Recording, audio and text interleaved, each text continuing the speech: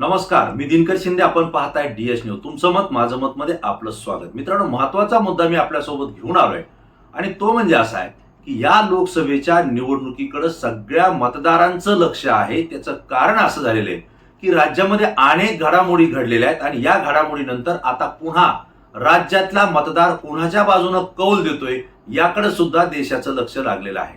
विशेष म्हणजे आपण आज चर्चा करणार आहोत बीड जिल्ह्यातल्या राजकारणाची, ज्या ठिकाणी भारतीय जनता पार्टीच्या राष्ट्रीय सरचिटणीस असलेल्या पंकजाताई मुंडे या भारतीय जनता पार्टीकडून निवडणूक लढत आहेत. मित्रांनो, हा बीड जिल्हा जालना जिल्ह्याला लागूनच आहे, ज्या जालना जिल्ह्यामध्ये मनोज जरांगे पाटील यांनी मराठा समाजाच्या आरक्षणाच्या लढ्याला सुरुवात केलेली आहे. आंदोलन केल्यानंतर जे राज्यभर आंदोलन पेटलं, मराठा समाज जो एकवटला, तो जरांगे पाटलांचा जो केंद्रबिंदू आहे आंदोलनाचा तो जालना जिल्हा आहे. आणि मुळात जरांगे पाटील हे बीड जिल्ह्याचे रहिवासी आहेत, ज्या ठिकाणी पंकजा मुंडे या भारतीय जनता पार्टीच्या उमेदवार आहेत. मित्रांनो, यावेळेस जो काही मराठा समाजाने निर्णय घेतलेला आहे तो आपल्यावर अन्याय ज्यांनी केलाय त्याच्या विरोधात मतदान करा असं जरांगे पाटलांनी सांगितलेलं आहे. त्यासोबत आपल्या माती भगिनीवर ज्यांनी लाठीचार्ज केलाय त्यांना विसरू नका असंही सांगितलंय. आणि प्रत्येक वेळी आपल्या भाषणात ते बोलताना सांगताय भारतीय जनता पार्टीचा सुपडा साफ झाल्याशिवाय राहणार नाही. म्हणजेच एकंदरीत त्यांच्या प्रत्येक भाषणातून बोलण्यातून त्यांनी एक संकेत दिलेला आहे की मराठा समाज बांधवानं आपल्या आरक्षणाला विरोध करणाऱ्या भारतीय जनता पार्टीला किंवा विरोध आपल्या आरक्षण लढ्यामध्ये जे आपल्याला अडथळा आणला गेला तो भारतीय जनता पार्टी आहे आणि विशेषतः देवेंद्र फडणवीस आहेत असं ते सातत्यानं बोलत आहेत. आणि त्यामुळे या पक्षाला या लोकसभा निवडणुकीत रोखलं पाहिजे असा संदेश त्यांनी सातत्याने दिलेला आहे. आणि शेवटच्या सभेमध्ये त्यांनी असं सांगितलंय, तुम्हाला ज्याला पाडायचं त्याला पाडा, परंतु माता भगिनीवर आपल्या ज्यांनी लाठीचार्ज केलाय ते विसरू नका. म्हणजेच या ठिकाणी सुद्धा त्यांनी पुन्हा एकदा स्पष्टपणे आपली भूमिका व्यक्त केली. आता हा जो भाग आहे मराठा समाजाचा, यामुळे संपूर्ण मराठा समाज जरांगे पाटील म्हणेल तीच पूर्व दिशा आणि त्याच पद्धतीने आम्ही लोकसभा निवडणुकीमध्ये सामोरं जाऊ किंवा मतदान करू अशी भूमिका त्यांनी घेतलेली आहे. आता मित्रांनो, बीड जिल्ह्यात झालंय काय, पंकजाताई मुंडे या ओबीसीच्या नेत्या आहेत आणि त्यांनी ओबीसीचं राजकारण सातत्यानं केलेलं आहे. ओबीसीच्या नेत्या म्हणून त्यांना महाराष्ट्रामध्ये ओळखलं जात आहे. परंतु अशा स्थितीमध्ये त्यांना जर निवडून यायचं असेल तर बीड जिल्ह्यामध्ये यापूर्वी सुद्धा आपण पाहिले ओबीसी विरुद्ध मराठा असाच वाद प्रत्येक लोकसभेच्या निवडणुकीमध्ये निर्माण केला गेला आणि परिणामी ओबीसी असलेले गोपीनाथराव मुंडे असतील, प्रीतमताई मुंडे असतील, या सातत्यानं त्या ठिकाणी लोकसभेच्या निवडणुकीमध्ये विजयी झालेल्या आहेत.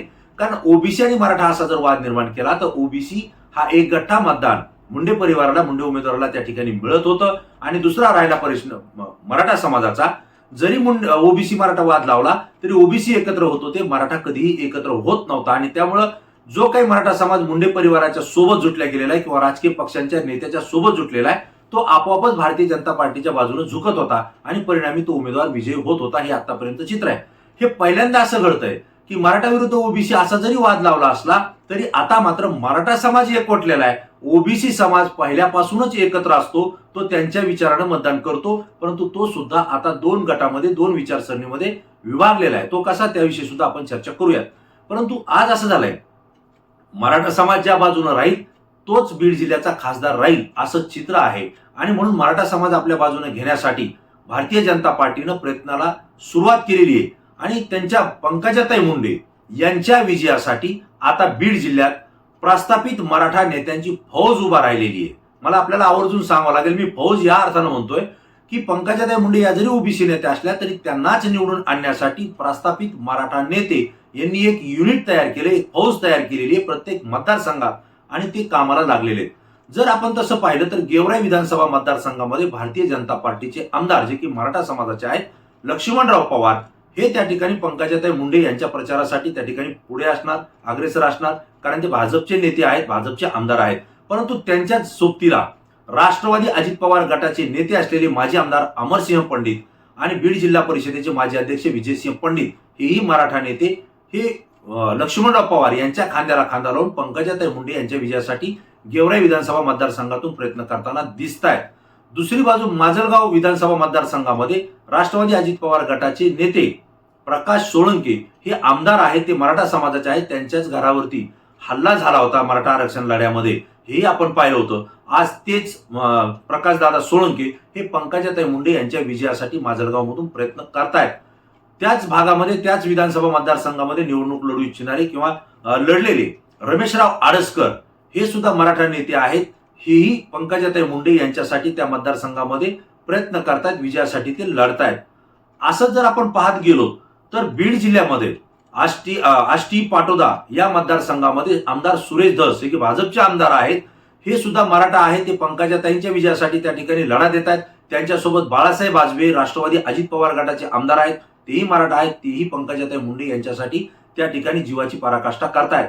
म्हणजे आष्टी पाटोदा मतदारसंघात मराठा नेते आहेत, माजलगाव मतदारसंघामध्ये आहेत, धारूरमध्ये त्या ठिकाणी रमेशराव आळसकरांच्या माध्यमातून मराठा नेते आहेत, गेवराई विधानसभा मतदारसंघातून मराठा नेते आहेत.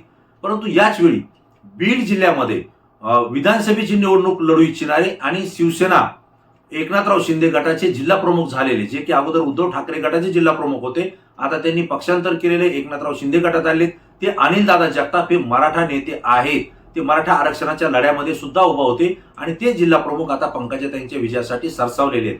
दुसरे एकनाथराव शिंदे यांच्याच गटाचे जे काही माजी जिल्हा प्रमुख आहेत कुंडलिक खांडे, हे सुद्धा आज कुंडलिक खांडे हे सुद्धा जिल्हा प्रमुखच आहेत. तेही पंकजा मुंडे यांच्या विजयासाठी प्रयत्न करतायत.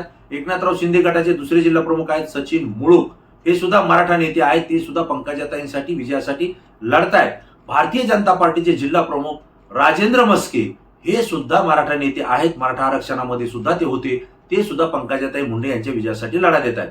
म्हणजे एकंदरीत जर आपण ही सगळी फौज पाहिली तर या पंकजाताईंच्या भारतीय जनता पार्टीच्या नेत्या असलेल्या पंकजाताई मुंडे यांच्या विजयासाठी संपूर्ण प्रस्थापित मराठा नेत्यांची फौज ही उभा राहिलेली आहे. आणि मग अशा परिस्थितीमध्ये जे गरजवंत मराठे आहेत, जे आरक्षण लढ्यामध्ये आंदोलन करत होते, ज्यांच्यावर अनेक गुन्हे दाखल झालेले आहेत, आता ते सुद्धा या मराठा नेत्यांच्याच नेतृत्वाखाली आपापल्या मतदारसंघात काम करतायत. मग आता जर आपले नेतेच जर पंकजाताई मुंडे आणि भाजपच्या विजयासाठी प्रयत्न करत असतील तर गरजवंत मराठा जो की बीड जिल्ह्यामधला आहे तो नेमका कुणाच्या बाजूने उभा राहील हे सुद्धा चित्र पाहण्यासारखं आहे. आणि गरजवंत मराठा जर या प्रस्थापित मराठा नेत्यांच्या म्हणण्यावर किंवा इशाऱ्यावर किंवा शब्दावर जर तो भारतीय जनता पार्टी सोबत जात असेल तर पंकजाताई मुंडे यांचा विजय या ठिकाणी निश्चित मानला जातोय, हे आपल्याला आवर्जून या ठिकाणी सांगावं लागेल. परंतु दुसरी बाजू जर आपण पाहिली तर या ठिकाणी बजरंग सोनवणे हे महाविकास आघाडीने त्या ठिकाणी नेते उमेदवार दिलेले आहेत, जे राष्ट्रवादी काँग्रेस शरद पवार गटाचे नेते आहेत. यापूर्वी सुद्धा लोकसभा ते निवडणूक लढलेले, जवळपास 5 लाखांपेक्षा अधिक मतं त्यांनी प्रीतमताई मुंडे यांच्या विरोधात घेतलेले. आता या परिस्थितीमध्ये बजरंग सोनवणे हे पुन्हा एकदा मराठा नेते म्हणून किंवा महाविकास आघाडीचे नेते म्हणून त्या ठिकाणी कामाला लागलेले. त्यांच्यासोबत काँग्रेसची साथ आहे आणि विशेषतः पहिल्यांदाच उद्धव ठाकरे यांच्या शिवसेनेची सुद्धा साथ ही बजरंग सोनवणे यांच्या बाजूने त्या ठिकाणी उभा राहिलेली आहे. मग अशा परिस्थितीमध्ये मराठा मतांची विभागणी होऊ नये यासाठी मनोज जरांगे पाटील आणि त्यांच्यासोबत काम करणारा सकल मराठा क्रांती मोर्चा हा प्रयत्न करतोय. तो कोणत्या बाजूने कौल देईल हे आजही आपल्याला सांगता येत नाहीये. परंतु प्रीतमताई मुंडे या ओबीसी नेत्या आणि बजरंग बाप्पा सोनवणे हे मराठा समाजाचे उमेदवार, या दोन्हीमध्येच खरी लढत ही बीड जिल्ह्यामध्ये आपल्याला पाहायला मिळणार आहे. परंतु या ठिकाणी झालंय असं की मराठा समाजाचं एक गठ्ठा पहिल्यांदा झालेलं मतदान हे विभागलं गेलं पाहिजे, विखुरलं गेलं पाहिजे. आणि यासाठी वंचित बहुजन आघाडीनं पुन्हा एक बीड जिल्ह्यामध्ये चाल खेळलेली आहे. ती चाल अशी आहे की अशोकराव हिंगे हे मराठा समाजाचे नेते आहेत, मराठा आरक्षण लढ्यामध्ये ते जरांगे पाटलांच्या सोबत होते. अगदी त्यांनाच महाविकास आघाडी प्रकाश आंबेडकर यांनी बीड लोकसभेची उमेदवारी दिलेली आहे. पहिल्यांदा त्यांनी ज्योतिताई मेटे यांना चाचपणी करून पाहिलं, परंतु त्या कदाचित वंचितच्या चिन्हावर लढण्यास तयार नसतील किंवा कदाचित त्यांच्यापर्यंत कोणी पोहोचलेही नसेल किंवा हवा केली असेल. परंतु अशोकरावच्या हिंगे यांना उमेदवारी दिलेली आणि त्या ठिकाणी मराठा मताची जी काही वोट बँक आहे ती त्यांच्या बाजूने खेचण्याचा प्रयत्न वंचित बहुजन आघाडीच्या वतीने बीड जिल्ह्यात केला जातोय, हे मला आपल्याला या ठिकाणी आवर्जून सांगावंसं वाटतंय. दुसरी गोष्ट, ज्योतिताई मेटे यांना राष्ट्रवादी काँग्रेसकडून उमेदवारी मिळावी अशी अपेक्षा होती. तसं जर पाहिलं तर ज्योतिताई मेटे ह्या विनायकराव मेटे यांच्या पत्नी आहेत, शिवसंग्राम या पक्षाच्या त्या नेत्या आहेत. शिवसंग्राम पक्ष हा महायुतीमध्ये आहे, महायुतीकडून त्यांनी उमेदवारी मागणी करणं गरजेचं होतं. आणि महायुतीनं सुद्धा विनायकराव मेटे यांचं अपघाती निधन झाल्यानंतर मित्र पक्षाचे नेते म्हणून त्यांच्या पत्नीला बीड जिल्ह्यातून संधी द्यायला पाहिजे होती, ही अपेक्षा शिवसंग्रामची होती. परंतु महायुतीनं ज्योतिताई मेटे यांचा कुठलाही विचार लोकसभेसाठी केला नाही, त्यांची विचारणाही साधी त्या ठिकाणी केली नाही. आणि परिणामी ज्योतिताई मेटे या भारतीय जनता पार्टी किंवा महायुतीच्या बाजूनं उमेदवारी न मागता त्यांनी थेट शरद पवार यांची भेट घेतली आणि महाविकास आघाडीकडून आपल्याला उमेदवारी द्यावी अशी त्यांनी अपेक्षा व्यक्त केली. शरद पवार यांनी सुद्धा त्यांना त्या पद्धतीची उमेदवारी देण्याचं सिग्नल दिलं असावं कदाचित, आणि म्हणूनच ज्योतिताई मेटे यांनी आपल्या नोकरीचा राजीनामा देऊन आपण राजकारणामध्ये सक्रिय होतोय असं सांगितलं. परंतु त्यांची अट होती की मी लोकसभा लढेल तर मी शिवसंग्रामच्या चिन्हावर लढेल, अशी त्यांची सुरुवातीला अट होती. आणि ती अट आता सध्या तरी महाविकास आघाडी आणि महायुती कुणालाही मान्य होणार नाही, कारण अटीतटीचा सामना आहे आणि दोन युती आणि आघाडीमध्येच हा खरी लढत ही होणार आहे. आणि त्यामुळे आमच्या चिन्हावर लढावं ही त्यांना गळ घालण्यात आली.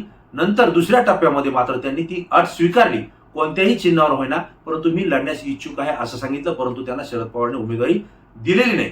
आता ज्योतिताई मेटे यांनी निवडणुकीला सामोरं जावं, त्यांनी उभा राहावं, अशी काही नेत्यांची त्या ठिकाणी एक रणनीती आहे. आणि विशेषतः भारतीय जनता पार्टीकडून सुद्धा जे की ज्योतिताई मेटे यांच्यासोबत असणारे मराठा कार्यकर्ते आहेत, पदाधिकारी आहेत, त्यांना सुद्धा सांगण्यात येत आहे, कारण त्या महायुती सोबत होत्या, की तुम्ही लढा, ज्योतिताईंना उमेदवारी दाखल करायला सांगा. जर त्यांनी उमेदवारी दाखल केली तर हा एकवटलेला मराठा समाजाचं जे मत आहे ती विभागणी होईल आणि परिणामी त्या ठिकाणी भारतीय जनता पार्टीच्या पंकजाताई मुंडे यांनाच त्याचा फायदा होईल, असं एक चित्र निर्माण करण्याचा प्रयत्न बीड जिल्ह्यामध्ये होतोय. परंतु ज्योतिताई मेटे यांनी अद्यापही बीड जिल्हा लोकसभेची निवडणूक आपण लढणार आहोत की नाही, आणि लढणार असू तर कोणत्या चिन्हावर, आणि लढणार नसू तर कोणाच्या बाजूने आपण उभा राहणार, हे अजूनही स्पष्ट केलेलं नाही. त्यांची भूमिका साशंकतेची आहे, कारण त्या जर उमेदवारी त्यांनी घेतली किंवा त्या निवडणूक लढल्या तर बीड जिल्ह्यामध्ये मातब्बर मराठा 3 नेते होतील. बजरंग सोनवणे असतील किंवा ज्योतिताई मेटे असतील आणि वंचित कडून अशोक हिंगे हे असतील. हे जर 3 मराठा समाजाचे नेते असतील तर निश्चितपणे मराठा समाजाचं आणि त्यांच्यासोबत असलेलं मतदान हे विभागल्या जाईल आणि परिणामी भारतीय जनता पार्टीच्या पंकजाताई मुंडे या ओबीसीच्या एकमेव नेत्या असल्यामुळं त्यांचं पारडं जड होईल असं चित्र आहे. त्यातच टीपी मुंडे जे की बहुजन पक्षाचे आहेत, ओबीसी पक्षाचे नेते आहेत, ते सुद्धा मी बीड जिल्ह्याची लोकसभा निवडणूक लढविणार असल्याचं त्यांनी काल घोषित केलेलं आहे. विशेष म्हणजे त्यांनी असं सांगितलं की पंकजाताई मुंडे ह्या ओबीसीच्या नेत्या नाहीयेत, कारण तसं जर असतं तर त्या एल्गार सभा जेवढ्या महाराष्ट्रामध्ये झाल्या त्या एकाही एल्गार सभेला पंकजाताई मुंडे उपस्थित राहिल्या असत्या, परंतु त्या उपस्थित राहिलेल्या नाहीत. ओबीसीच्या बाजूने सुद्धा त्यांनी स्पष्ट भूमिका मांडलेली नाही. आणि विशेषतः पंकजाताई मुंडे यांनी सांगितलं होतं की मराठा समाजाला आरक्षण द्या, परंतु ओबीसीच्या आरक्षणाला धक्का न लागता द्या, त्यांचं ताट स्वतंत्र द्या. आणि म्हणूनच या ठिकाणी त्यांची पंकजाताईची भूमिका नेमकी मराठा समाजाच्या बाजूने होती की ओबीसीच्या बाजूने होती हेही त्या ठिकाणी स्पष्ट होत नाही. परंतु ओबीसीचे नेते टीपी मुंडे म्हणतात की त्या ओबीसीच्या नेत्या नाहीयेत, आणि एकीकडून जरांगे पाटील आणि त्यांचे कार्यकर्ते पदाधिकारी मित्र हे सांगतायत की पंकजाताई मुंडे यांनी मराठा आरक्षणाला विरोध केलेला आहे, ते आमच्या सोबत नाहीयेत. दुसरी भाग आपल्याला असा आहे की मनोज जरांगे पाटलांनी बीड जिल्ह्याच्या बाबतीत एक स्पष्टपणे भूमिका मांडली की आम्हाला तुम्ही स्वतंत्र आरक्षण द्या म्हणतायत, ओबीसीच्या आरक्षणाला धक्का लावू नका म्हणतायत, आणि मराठा समाजाच्या विषयी तुम्ही अशी भूमिका मांडतायत. मग हे ओबीसी नेते खुल्या प्रवर्गातून लोकसभेच्या निवडणुकीला उमेदवार काय, तुमचा तिथं काय संबंध, अशी स्पष्ट भूमिका मांडलेली आहे. म्हणजे पंकजाताई मुंडे ह्या जर ओबीसी असतील तर त्या ओपन लोकसभेच्या मतदारसंघामध्ये का उभा आहेत?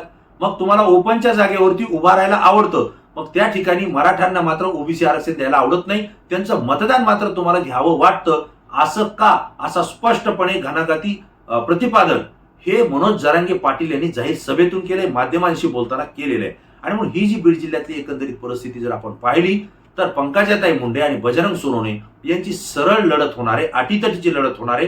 कोण बाजी मारेल हे आजही स्पष्ट नाहीये.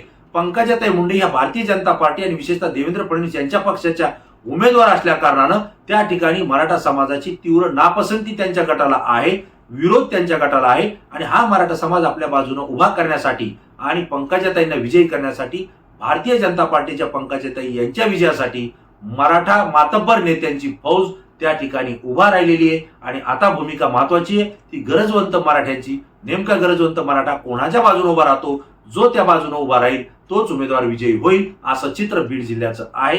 हे मला आपल्याला आवर्जून सांगावं लागतंय. मित्रांनो, हा मुद्दा मला महत्वाचा वाटला, मी आपल्या समोर व्यक्त केलाय. आपल्याला काय वाटतं की भारतीय जनता पार्टीच्या पंकजाताई यांच्या विजयासाठी संपूर्ण मातब्बर मराठा समाजाची, प्रस्थापित मराठा समाजाची, मराठा नेत्यांची फौज उभा राहिलेली आहे अशा, आणि दुसऱ्या बाजूला गरजवंत मराठ्यांची भूमिका अद्याप स्पष्ट झालेली नाही, अशा वेळी बीड जिल्ह्यात नेमकी बाजी कोण मारणार?